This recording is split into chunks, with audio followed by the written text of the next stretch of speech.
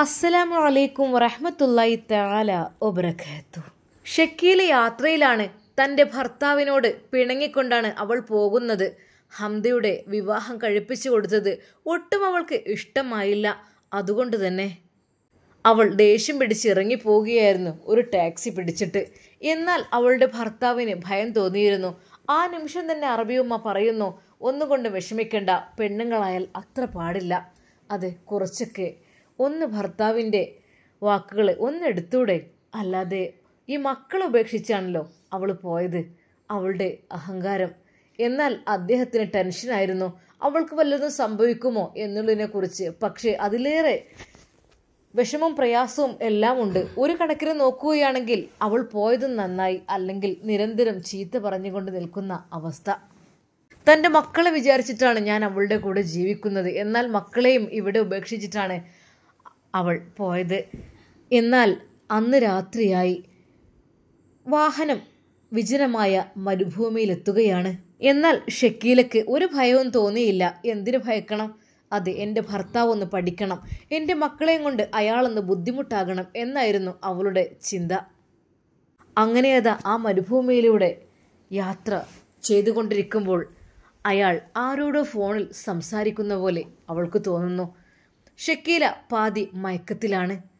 എന്നാൽ അതിനു മുമ്പായിട്ട് ചോദിച്ചിരുന്നു, നിങ്ങളുടെ കൂടെ ആരുമില്ലേ? ആരുമില്ല, ഞാൻ ഒറ്റക്കാണ്. അതിനെന്താ, എനിക്ക് ഭയമില്ല എന്നായിരുന്നു അവർ പറഞ്ഞത്. എന്നാൽ പണക്കാരിയായ ഒരു സ്ത്രീ ആണ് തൻ്റെ ടാക്സിയിൽ കയറിയിരിക്കുന്നത് എന്നുള്ള കാര്യം ആ ടാക്സിക്കാരൻ മനസ്സിലാക്കുകയാണ്. ഒരു നിമിഷം അവൻ എന്തോ ഒരു കോൾ ചെയ്തു. അല്പസമയത്തെ യാത്രയ്ക്ക് ശേഷം അയാൾ പെട്ടെന്ന് വണ്ടി നിർത്തി. എന്തു പറ്റി? ഷക്കീല ചോദിച്ചു. വിജനമായ മരുഭൂമിയിൽ. അതെ, ആ വണ്ടി നിന്നപ്പോൾ അവൾ ചോദിച്ചത് തന്നെയാണ്. വണ്ടിൻ്റെ എഞ്ചിൻ എന്തോ ഒരു തകരാറുണ്ടെന്ന് തോന്നുന്നു, ഞാൻ ഒന്ന് നന്നാക്കട്ടെ. അയാൾ വാഹനത്തിൽ നിന്നും പുറത്തേക്ക് ഇറങ്ങി. വണ്ടിയുടെ എഞ്ചിൻ്റെ മുൻഭാഗത്തെ ആ ഒരു ടോപ്പ് പൊക്കി. അതിനുള്ളിൽ എന്തോ തകരാറുള്ളത് പോലെ. കുറച്ച് സമയം. ഹേയ്, അത് ഒരുപാട് ടൈം പിടിക്കുമോ? ഇനി വേറെ വല്ല ടാക്സിയും നിങ്ങൾക്ക് ഒപ്പിച്ചു തരാൻ കഴിയുമോ? എന്താ മേഡം നിങ്ങളീ പറയുന്നത്? ഈ വിജനമായ മരുഭൂമിയിൽ എവിടുന്ന് ടാക്സി കിട്ടാനാ? ഞാനിത് ഏറ്റെടുത്തത് തന്നെ ഒരു വിശ്വാസം ഉണ്ടായതുകൊണ്ടാണ്, അല്ലാതെ ഒറ്റയ്ക്കൊന്നും ഒരാൾ ഇങ്ങനെ ടാക്സി ഇത്രയധികം ലോങ് ആയിട്ട് അങ്ങനെ ഏറ്റെടുക്കാറില്ല. പിന്നെ മറ്റു വഴി പോകണം, അതൊരുപാട് 1-2 ദിവസം പിടിക്കും. അങ്ങനെ ആകുമ്പോൾ ഇത് നിങ്ങൾക്ക് പെട്ടെന്ന് എത്തുകയും വേണം. അതുകൊണ്ടാണ്. അയാൾ പറഞ്ഞ ആ ഒരു വാക്കുകൾ കേട്ട് അവൾക്ക് ദേഷ്യം വന്നു. അതെ, പിന്നെ ഞാൻ നിങ്ങളോട് പറഞ്ഞിട്ടുണ്ട്, നിങ്ങൾ എനിക്ക് വേറൊരു വണ്ടി സെറ്റാക്കി തരാൻ. ഞാനിവിടെ വഴിയിൽ കിടക്കേണ്ട ആളല്ല. എത്ര സമയമായി ഞാനിവിടെ വെയിറ്റ് ചെയ്യുന്നു. എന്നാൽ അയാൾ അവളെ രൂക്ഷമായി ഒന്ന് നോക്കി. അതെ, ഞങ്ങൾ ടാക്സിക്കാരാണ്. നിങ്ങൾ പറയുന്ന രീതിയിൽ നിങ്ങൾ എവിടേക്ക് എത്തിക്കുക എന്നുള്ളതാണ് ലക്ഷ്യം. പക്ഷേ എഞ്ചിന് കേടായി കഴിഞ്ഞാൽ ഞങ്ങളെന്ത് ചെയ്യും? അയാൾ അവിടെ തന്നെ വെയിറ്റ് ചെയ്തിരുന്നു. എന്നാൽ ഷക്കീലയ്ക്ക് ദേഷ്യം പിടിച്ച് അവൾ കാറിൽ നിന്നിറങ്ങി. ഹോ, എന്തിനാ AC ഓഫ് ചെയ്തത്? AC ഓഫ് ചെയ്തിട്ട് ഇതിനുള്ളിൽ നിൽക്കാൻ കഴിയണ്ടേ? മേഡം, എഞ്ചിന് കേടാണ്, അപ്പോൾ AC പ്രവർത്തിക്കില്ല. ഇതെന്തെങ്കിലും ഒന്ന് ആയെങ്കിലല്ലേ. ശരിക്കും അവൾ ദേഷ്യത്തോടെ അവിടെ നിന്ന് പുറത്തേക്ക് ഇറങ്ങി. എന്താണ് നിൻ്റെ ഈ പാട്ട വണ്ടിയും കൊണ്ട് ഇറങ്ങിയിരിക്കുന്നത് നീ മനുഷ്യനെ മെനക്കെടുത്താനായിട്ട്? ഇതിപ്പോൾ എങ്ങോട്ട് വിളിക്കും? ആരോട് വിളിക്കും? അവൾ ഒരു നിമിഷം ഓർത്തു. എന്ത് കാര്യത്തിനും തൻ്റെ ഭർത്താവിനെ വിളിക്കുന്ന താൻ എങ്ങനെ വിളിക്കും? അത്യധികം മോശമായി പോവും അത്. ഞാൻ അവിടെ നിന്ന് പിണങ്ങി ഇറങ്ങിപ്പോന്നിട്ട് വീണ്ടും അയാളെ വിളിക്കേ? അയ്യേ, നാണക്കേട്. ഇവിടെ ത്യാഗം സഹിച്ചാലും വേണ്ടില്ല, അയാളെ ഞാൻ വിളിക്കില്ല. മക്കളെ നോക്കി ഒന്ന് കഷ്ടപ്പെടട്ടെ, അത് തന്നെയാണ് പ്ലാനിങ്. എന്തായാലും വലിയ മകൾക്ക് വേണ്ടി ഇഷ്ടപ്പെട്ട ആളെ അങ്ങ് കെട്ടിച്ചു കൊടുത്ത് റെഡിയാക്കിയല്ലോ, അവിടെ നിൽക്കട്ടെ. എന്നാൽ ആകപ്പാടെ അവൾക്ക് വല്ലാത്തൊരു വിഷമം അനുഭവപ്പെടുകയായിരുന്നു. കയ്യിലാണെങ്കിൽ ഭക്ഷണമില്ല, വെള്ളമില്ല, ദാഹിക്കുന്നു. ഡോ, കുറച്ച് വെള്ളം കിട്ടുമോ? മേഡം, എൻ്റെ വാഹനത്തിൽ ഞാൻ വെള്ളം എനിക്ക് എൻ്റെ ആവശ്യത്തിന് കുറച്ച് കൊണ്ടു നടക്കാറേ ഉള്ളൂ. എന്ന് കരുതിയിട്ട് യാത്രക്കാർക്ക് എന്താ കരുതാത്തത്? മേഡം, ടാക്സിയിൽ യാത്രക്കാർക്കുള്ള വെള്ളം ഞാൻ കരുതാറില്ല. വലിയ ബസ്സോ മറ്റൊക്കെ ആണെങ്കിലും ഓക്കെ.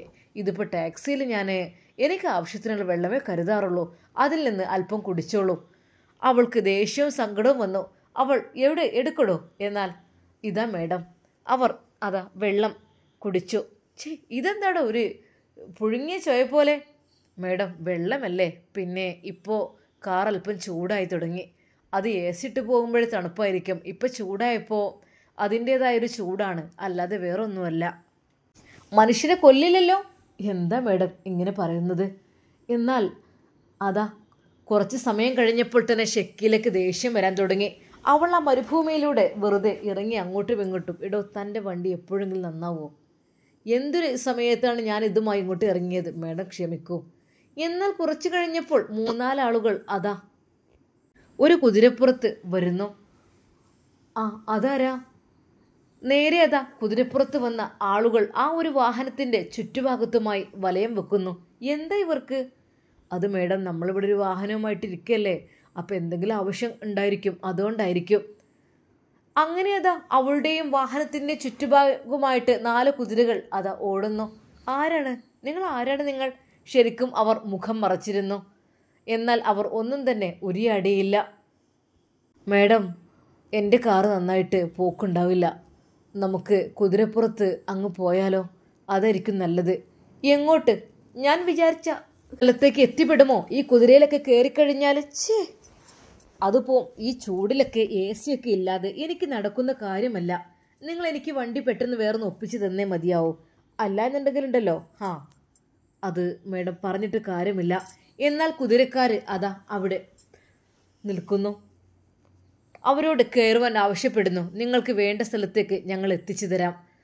ശരിക്കും അവരെ ഒന്ന് നോക്കി, നിങ്ങൾ എന്നെ എങ്ങോട്ടാണ് കൊണ്ടുപോകുന്നത്? അവരതിന് കാര്യമായിട്ട് മറുപടി പറഞ്ഞില്ല. എന്നാൽ കാറിൻ്റെ ഡ്രൈവർ പറഞ്ഞു, മേഡം നിങ്ങൾക്ക് വേണമെങ്കിൽ കയറാം, ഞാനും കയറാണ്, അല്ലാതെ ഈ വാഹനം നന്നാകുന്ന ലക്ഷണമില്ല. ഒടുവിൽ മനമില്ലാ മനസ്സോടെ അതാ ഷക്കീല അതിൽ കയറുന്നു. കുതിരകൾ അതാ ശക്തമായ കുളമ്പടി ശബ്ദത്തോടു കൂടി ദൂരേക്ക് പായുന്നു. ഷക്കീലയ്ക്ക് എന്തൊക്കെയോ പന്തികേട്. അതെ, എനിക്ക് പോകാനുള്ളത് ഈ വഴിയല്ല, ആ വഴിയാണ് എൻ്റെ വഴി. എന്നാൽ അവരൊന്നും മിണ്ടിയില്ല കാര്യമായിട്ട്. ഷക്കീല ഒരു നിമിഷം, അതെ ഞാൻ പറഞ്ഞത് നിങ്ങൾ കേൾക്കുന്നില്ലേ? ഇതല്ല എൻ്റെ വഴി, അപ്പുറത്തേക്കാണ്. എത്ര കിലോമീറ്ററുകൾ പിന്നിടുന്നോ? എനിക്ക് എൻ്റെ യഥാർത്ഥ സ്ഥലത്തേക്ക് എത്തണമെങ്കിൽ ആ വഴി പോകണം. വാഹനം തിരിക്കൂ, അല്ല നിങ്ങളുടെ കുതിരയോട് തിരിയാൻ പറയൂ. അതെ, പിടിച്ചിരുന്നോളൂ, ജീവൻ വേണമെങ്കിൽ. ഷക്കീല ശരിക്കും ഞെട്ടി. തന്നോടിങ്ങനെ കൽപ്പിക്കാൻ ആരാണ് ഇവിടെ? താൻ ആരാടോ? എന്നെക്കുറിച്ച് നിനക്കറിയില്ല. ഞാൻ ആരാണെന്ന് നിനക്കറിയുമോ? ആരായാലും എന്താ മേഡം, ഞങ്ങൾക്ക് കുറച്ച് ക്യാഷ്ലി ആയ ഒരാളെയായിരുന്നു ആവശ്യം. എന്തൊക്കെ തന്നെയായാലും നിങ്ങൾ ഞങ്ങളുടെ കയ്യിൽ പെട്ടു. മേഡം, നിങ്ങൾക്ക് എന്താ വേണ്ടത്? എനിക്ക് എൻ്റെ വീട്ടിലേക്ക് പോകണം. എനിക്ക് എൻ്റെ കൊട്ടാരത്തിലേക്കുള്ള വഴിയിലേക്ക് തിരിച്ചു വിടണം. ബെസ്റ്റ്. ഈ മരുഭൂമിയിൽ വെച്ച് ഒരു കുട്ടി നിങ്ങളെ രക്ഷിക്കാൻ വരില്ല. ഞങ്ങളായതുകൊണ്ട് നിങ്ങളെ രക്ഷപ്പെടുത്തുകയാണ്. അതെ നിങ്ങൾ ഞാൻ പറയുന്നത് കേൾക്കുന്നുണ്ടോ? അല്ലെങ്കിൽ ഞാൻ ഇപ്പോൾ ഇവിടുന്ന് ചാടും. എൻ്റെ പ്രിയപ്പെട്ട മേഡം, അത് നിങ്ങൾ ഇവിടുന്ന് ചാടിക്കഴിഞ്ഞാൽ ഒരു കുട്ടി നിങ്ങളെ രക്ഷിക്കാൻ വരില്ല. മാത്രമല്ല നിങ്ങളുടെ ശബ്ദം ഒരാൾ പോലും കേൾക്കില്ല. എങ്ങനെ ഒരാൾ കേൾക്കില്ല? വെറുതെ നിങ്ങൾ വിശന്ന് വലഞ്ഞ് വെള്ളം കിട്ടാതെ ഭക്ഷണം കിട്ടാതെ അത് നിങ്ങളിവിടെ പട്ടിണി കിടന്ന് മരിക്കേണ്ട, അതെ വെയിലിൻ്റെ ചൂടുകൊണ്ടും അതെ ശക്തമായ തണുപ്പുകൊണ്ടും നിങ്ങൾ ഉരുകി അതെ പൊള്ളലേറ്റ് കിടന്ന് മരിക്കേണ്ട അവസ്ഥയാണോ നിങ്ങൾക്ക് വേണ്ടത്? അതോ ഞങ്ങളുടെ കൂടെ പോരുന്നോ? ഒരു നിമിഷം ഷക്കീല വിചാരിച്ചു, അതെ പെട്ടുപോയി. ഞാൻ മരുഭൂമിയിലെ കൊള്ളക്കാരുടെ ഇടയിലാണ് ഞാൻ പെട്ടുപോയത് എന്നുള്ള യഥാർത്ഥ സത്യം അവൾക്ക് മനസ്സിലായി. അതെ, ദയവായി നിങ്ങൾ എന്നെ രക്ഷിക്കണം. ഷക്കീല കരയുവാൻ തുടങ്ങി. എന്താ മേഡം, ഇതുവരെ കണ്ട ഉഷാറൊന്നും നിങ്ങളെടുത്ത് കണ്ടില്ലല്ലോ. നീ മിണ്ടരുത്. പക്ഷെ നിനക്ക് ഞാൻ ആരാണെന്ന് അറിയില്ല. ആരായാലും വേണ്ടില്ല, നിന്റെ ബാഗും എടുക്ക്. ഒരു നിമിഷം അവൾ അത് നെഞ്ചോട് ചേർത്തു. ഇല്ല, അതിലെന്താ ഉള്ളത്? അതിലങ്ങനെ പലതുമുണ്ടാവും. അത് എൻ്റെതാണ്. അത് ചോദിക്കാൻ നീ ആരാ? അതെ, മരുഭൂമിയിൽ ഉപേക്ഷിച്ച് പോകണോ അതോ നിങ്ങൾക്ക് എന്തെങ്കിലും?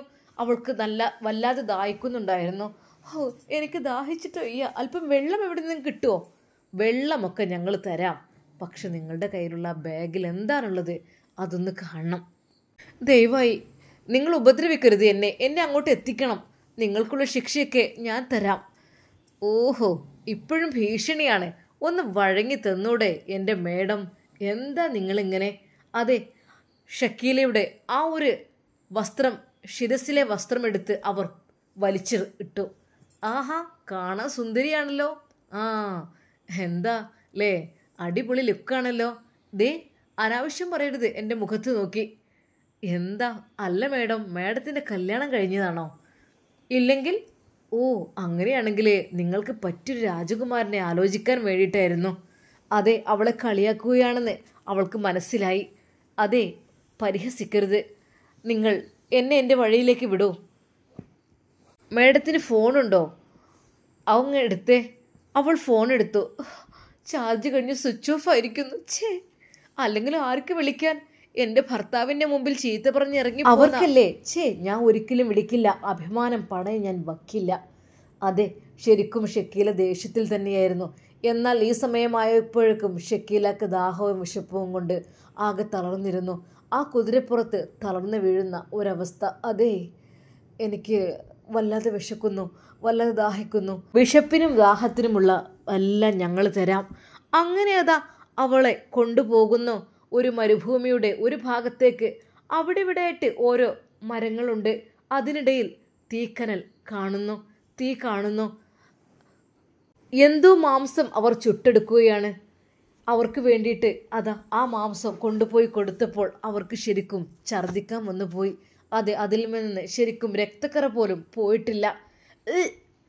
ഷക്കീലക്ക് വല്ലാത്ത അറപ്പ് തോന്നി. അതെ, വേണമെന്നുണ്ടെങ്കിൽ തിന്നോ, ഇവിടെ നിന്ന് നോക്കാനിക്കാനും നിൽക്കണ്ട. നിനക്ക് വിശക്കെന്ന് പറഞ്ഞപ്പോഴാണ് നിർത്തി ഇവിടെ തന്നത്. വേണമെന്നുണ്ടെങ്കിൽ കഴിക്ക്.